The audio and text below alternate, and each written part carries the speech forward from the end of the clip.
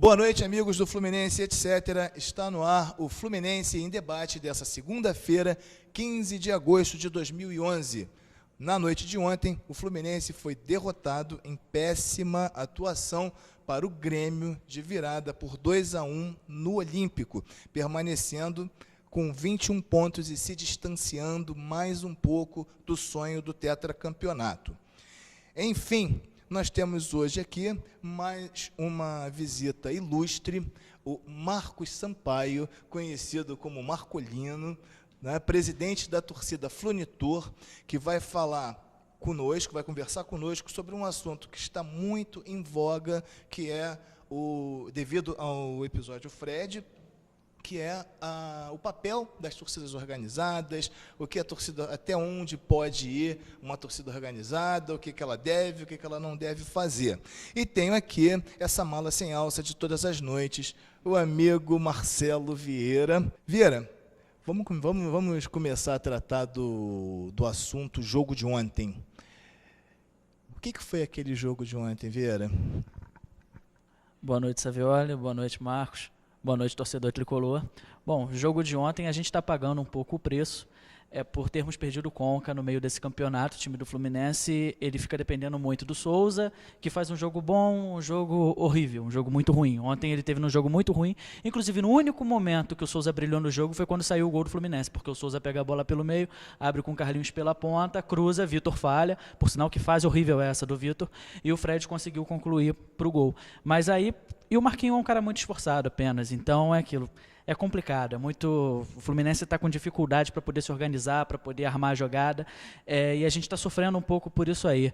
Me assustou também quando depois do jogo eu vou ver o Abel Braga dar uma declaração de que achou a atuação do Fernando Bobb uma atuação extraordinária. Não sei se foi extraordinário o termo que ele usou, mas foi algo assim, digno dos exageros do Abel. Eu fico preocupado e eu quero saber até que ponto vale a pena você proteger um jogador, porque o Abel está começando a ser questionado por essa atitude de supervalorizar os seus atletas como ele vem tendo. Enfim, a minha palavra inicial é essa. Boa noite, Savioli. Boa noite, Marcos. E vamos seguir o programa aí. Marcos, se você pudesse fazer uma listinha, uma pequena lista, com aqueles nomes que tinham que ser tirados do time titular de imediato, agora para quarta-feira, quem seriam esses? Boa noite, Marcelo. Boa noite, Savioli. Boa noite, torcida tricolor. É complicado. Eu falar, o meu negócio é arquibancada. Mas eu acho que falando de paixão, como torcedor apaixonado, acho que todo tricolor está revoltado com a atuação de alguns jogadores que creio que não mereçam nem estar no elenco, mas principalmente no time titular. O Marcelo acabou de colocar a situação do Bobb. Eu, inclusive, quando acabou o jogo, não aguentava mais, fui para o Orkut, falei, não dá. A gente tenta segurar, sei que é uma prata da casa, sei de tudo, mas não dá. O Bobb é um desses jogadores, né, que ao meu entender, não é que não mereça estar no Fluminense, mas não merece o status da titularidade, né? E tem alguns outros jogadores que estão deixando a desejar, o próprio Mariano, que é um excepcional lateral. Creio que ontem, o nosso lado esquerdo ali, o Carlinhos era a melhor jogada, até mesmo porque o Grêmio estava com improvisação no lado direito, e eu também não entendi o Abel, a mudança que ele fez, quando nós poderíamos ter um lado mais forte, até com a limitação e o esforço do Marquinhos, mas a jogada que sai fácil, que é o Marquinhos junto com o Carlinhos, né, a triangulação, aquela questão toda, e o Abel mexeu de forma errada, apesar de eu achar que é um excelente profissional.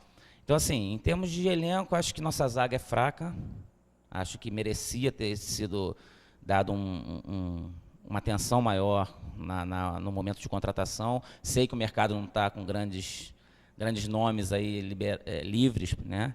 Como que nós temos? Qual seria a melhor zaga para você?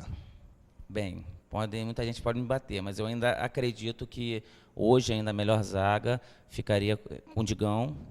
Posso até, ao meu entender, o Digão, apesar de eu achar que ele ainda está um pouco sem ritmo de jogo, acho que ele é o que tem uma explosão melhor, está errando em colocação, mas acho que o Digão bem treinado, é a zaga talvez do Digão e até o Leandro Eusébio, mas eu particularmente acho que o Rosário e o Gum... Caveirão não dá. Marcelo, o que eu tenho visto é o seguinte, a análise toda que eu fiz do jogo de ontem foi em cima de uma questão. O Abel tem um time com meio de campo, com Souza e Marquinho. Nenhum dos dois são jogadores de criação. Ou seja, ele quer partir para cima do adversário. Tá? Mas como é que você vai partir para cima do adversário se toda vez que você tenta entrar na zaga do adversário, você não tem qualidade para isso? Então, o que acontece? O Fluminense ele acaba cedendo a posse de bola para o adversário no meio de campo e toma contra-ataque. Foi uma coisa ridícula nós estarmos vencendo por 1-0 e tomarmos o gol de empate dentro do Olímpico de contra-ataque. O que você pensa isso? Não tá, será que não... Eu vi até a declaração do Fred depois. Aliás, eu já bati horrorosamente no Fred toda semana por causa daquele imbróglio todo. Mas o Fred falou uma coisa certa. Estamos jogando fora de casa, vamos jogar feio. Vamos jogar feio e vamos buscar a vitória. Jogar feio, o que eu entendi foi o seguinte: vamos jogar na defesa, vamos dar bico para frente, mas vamos garantir primeiro a defesa. Depois a gente cuida do ataque. Se você não tem qualidade para atacar, você não pode querer atacar. O que você acha? Eu acho que o Fluminense não vem jogando bonito, mas eu também entendi a questão do Fred nesse aspecto. Concordo com a sua análise, eu acho que a gente não pode tomar um gol de contra-ataque dentro do Olímpico, até porque o lance que originou o gol do Grêmio foi uma jogada pelo lado do Mariano, pelo lado direito do campo. O Mariano dividiu com o pé mole na bola, coisa que eu acho que não pode acontecer de forma alguma. O jogador do Grêmio entrou dentro da área, ainda foi um azar absurdo, porque o Márcio Rosário desviou a bola ia para o Diego Cavalieri e acabou entrando dentro do gol, e aquilo ali modificou o jogo, porque o Fluminense até era superior a um Grêmio que nada jogava naquela partida. Mas em relação ao meio-campo, por isso que eu tenho insistido, tenho batido na tecla, o Lanzini ele tem que entrar já nessa partida, no próximo jogo, porque eu tenho acompanhado o dia a dia do treino do Fluminense e o Lanzini ele tem a característica um pouquinho aproximada, semelhante ao que fazia o Dario Conca. O Martinucci não, o Martinucci é um cara que já cai mais pelo lado do campo, às vezes joga um pouquinho mais na frente como um segundo atacante, então eu tenho essa percepção de que o Martinucci vai ser importante, talvez até para entrar no lugar do Sobis, que não vem jogando muita coisa. Então você teria um ataque formado com Martinucci e Fred, com Lanzini na armação, e o Souza e o Marquinhos se revezando ali para ver quem ia funcionar mais ao lado do próprio Lanzini. Mas jogando isso, sim, em função do Lanzini. O Fluminense precisa modificar, precisa mexer, e a nossa questão não tá simples nesse campeonato, não. Então, vamos correr atrás, vamos gritar, vamos ver se a gente comparece, porque senão vai começar a complicar a situação. Se antes a gente falava em título, eu estou até temeroso em falar em Libertadores. O Fluminense precisa mudar muita coisa. Bom, você está temeroso em falar em Libertadores. Eu estou já temeroso em nós estarmos daqui a algumas semanas falando no maldito, né? O rebaixamento. Enfim, agora, você falou do Martinucci. Eu acho que o Martinucci, ele funcionaria... A gente já tem um problema aí para o Abel resolver. Eu acho que o Martinucci ele faz a mesma função do Marquinho. E ainda cai pelo mesmo lado, que é o lado esquerdo.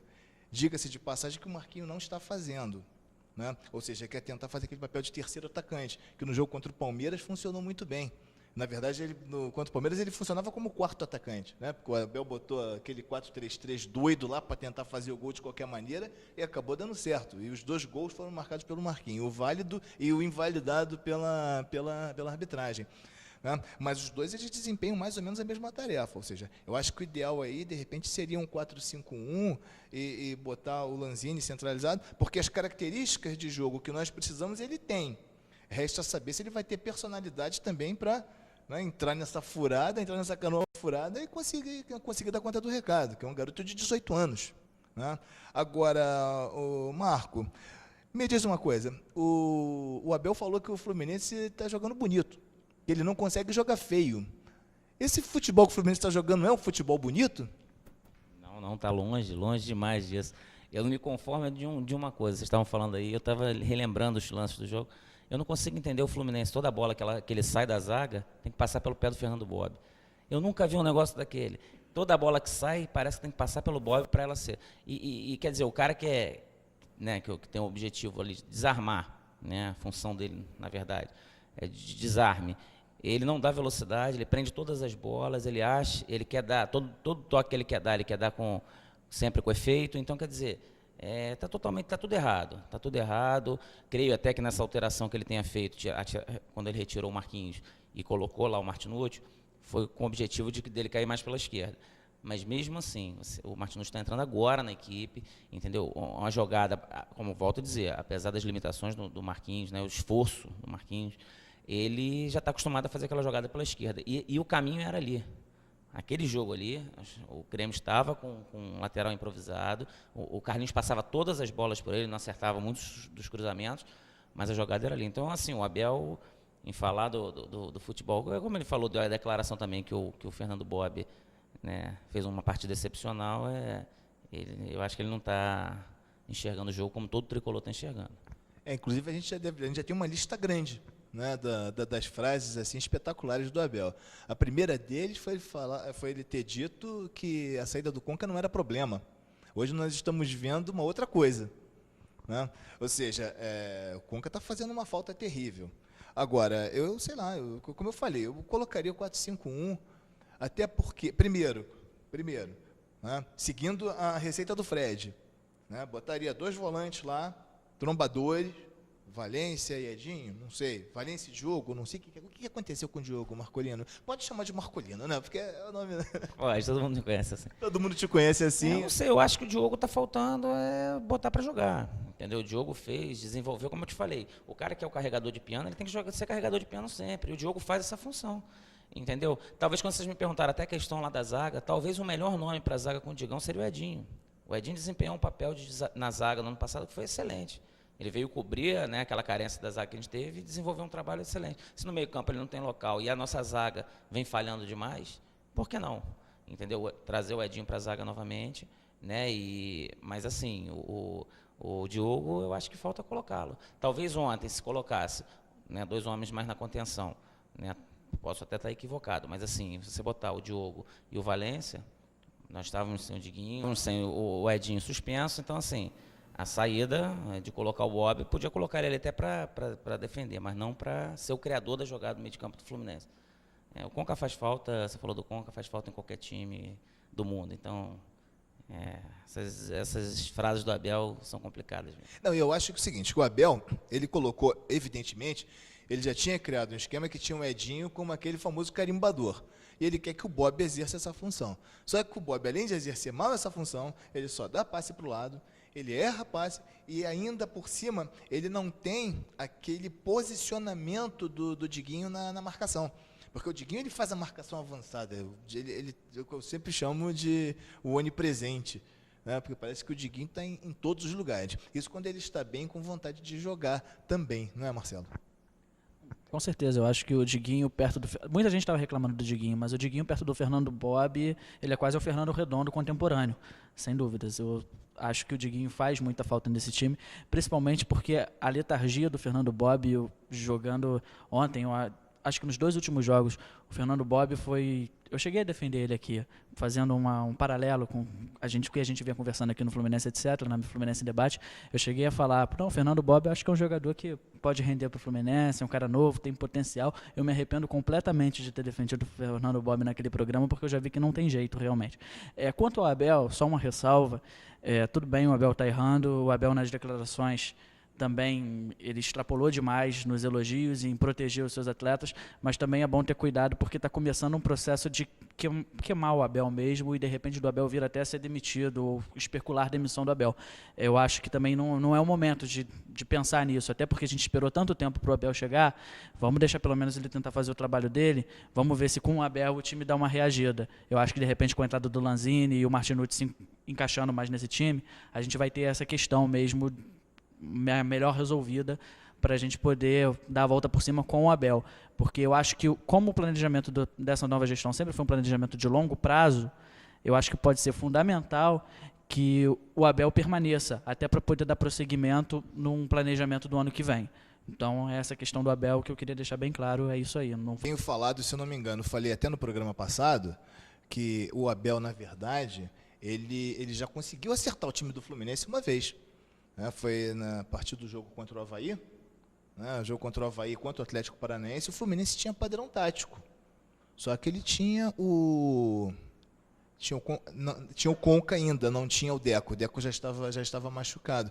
Mas, ou seja, o time jogou com padrão. Jogou naquele 4-5-1, com o Souza e o Marquinhos fazendo o que eles sabem fazer, que, ou seja, quer jogar mais próximo do atacante. E no segundo jogo, principalmente no Atlético Paranaense, o Ciro. Eu não entendo por que o Ciro não joga.